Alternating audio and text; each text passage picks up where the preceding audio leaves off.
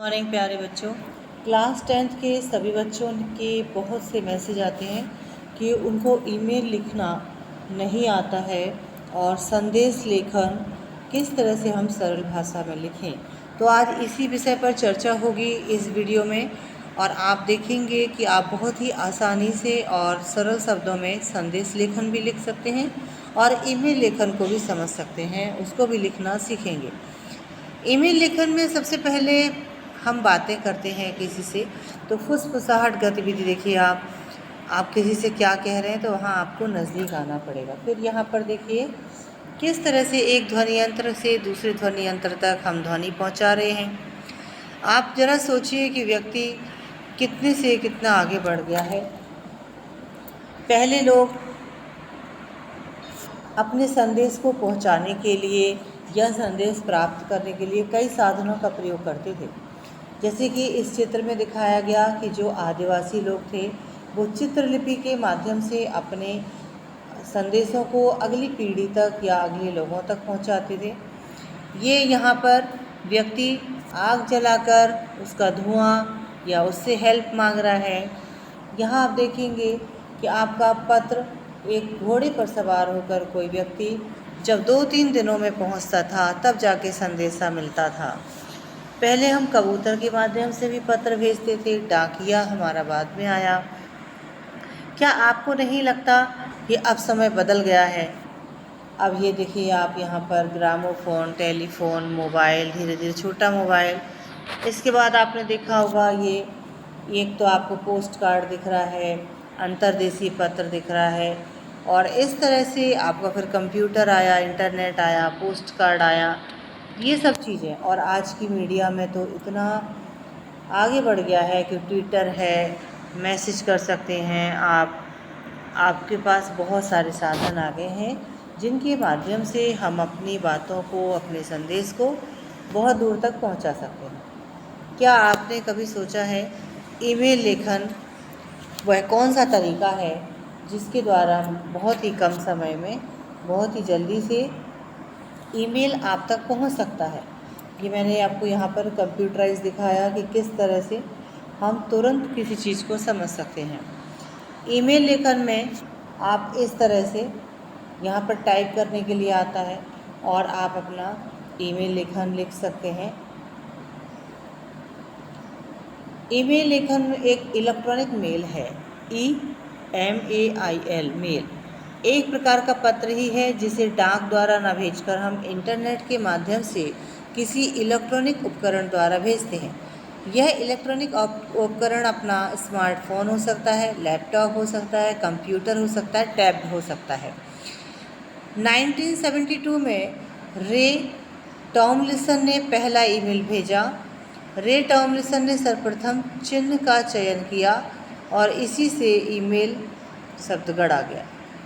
Email से पहले और बाद की दुनिया में हुए बदलाव पर सकारात्मक चर्चा भी कर सकते हैं।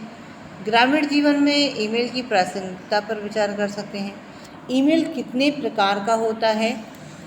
एक तो होता है अनौपचारिक, ये पत्र की तरह ही होता है, बस ये जो है ऑनलाइन वाला वर्क है।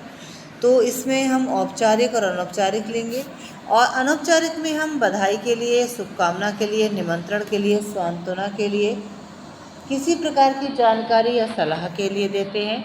और औपचारिक ईमेल जो होता है वो आपकी शिकायत के लिए, संपादक के लिए, किसी चीज़ की पूछताछ के लिए होता है, सरकारी अधिकारी को प्रार्थना पत्र होता है या अब ईमेल कैसे लिखा जाता है?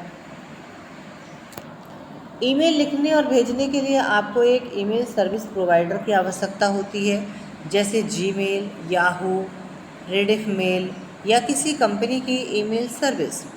अब ईमेल लिखने के लिए हम ईमेल क्लाइंट पर लॉगिन करते हैं और फिर नई ईमेल कंपोज करते हैं।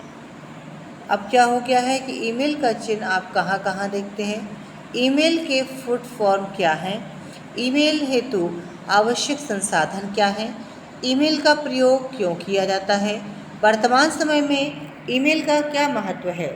ईमेल के अलावा हम किन किन माध्यमों से भी संदेश भेज सकते हैं? ये ईमेल का एक फॉर्मेट मैं आपको दिखा रही हूँ।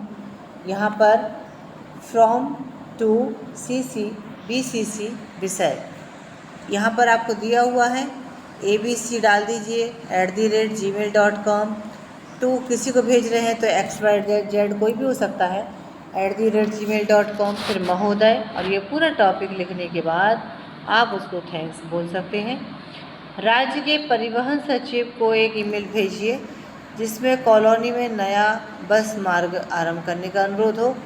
सबसे पहले transport@delhi-government.in। इसके बाद आपका टॉपिक है कि अपनी कॉलोनी तक नई बस मार्ग हेतु। इसका एग्जाम्पल पढ़ लेते हैं कि महोदय, मैं पूर्व दिल्ली के मौजपुर का निवासी हूँ। आप तुगलकाबाद के हैं या कहीं और के हैं तो वहाँ लिख सकते हैं। हमारे क्षेत्र में बड़ी जनसंख्या निवास करती है जिसमें अधिकांश लोग दिल्ली के विभिन्न भागों में कार्यरत हैं, यानी कि बहुत सारे लोग एक जगह से कई जगहों पर जाते हैं, तो दिल्ली के कोने कोने में लोग काम करते हैं।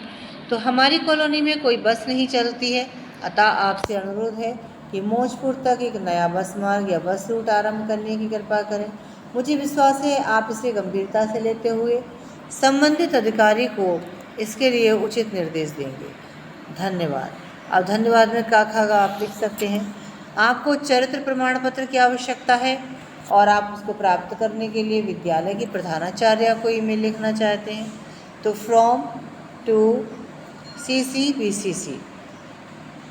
यहाँ इसके बाद है आप यहाँ पर मेल ID डालेंगे। विनम्र निवेदन है कि मैं आपके विद्यालय का 10वीं का छात्रा हूँ। मैंने प्रधानमंत्री छात्रवृत्ति परीक्षा दी थी जिसमें मुझे सफल घोषित किया गया। इसमें अन्य आवश्यक प्रमाण पत्रों के साथ चरित्र प्रमाण पत्र भी मांगा गया है। मैंने गत वर्ष आपके विद्यालय में दूसरा स्थान प्राप्त किया था। मैं गरीब परिवार से हूँ।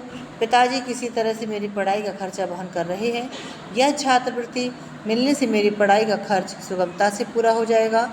आपसे प्रार्थना है कि मेरे भविष्य को ध्यान में रखते हुए मुझे चरित्र प्रमाण पत्र प्रदान करने की कृपा करें। मैं आपका आभारी रहूँगा। धन्यवाद। यहाँ पर इस प्रकार से आपका ये टॉपिक कंप्लीट होता है। इससे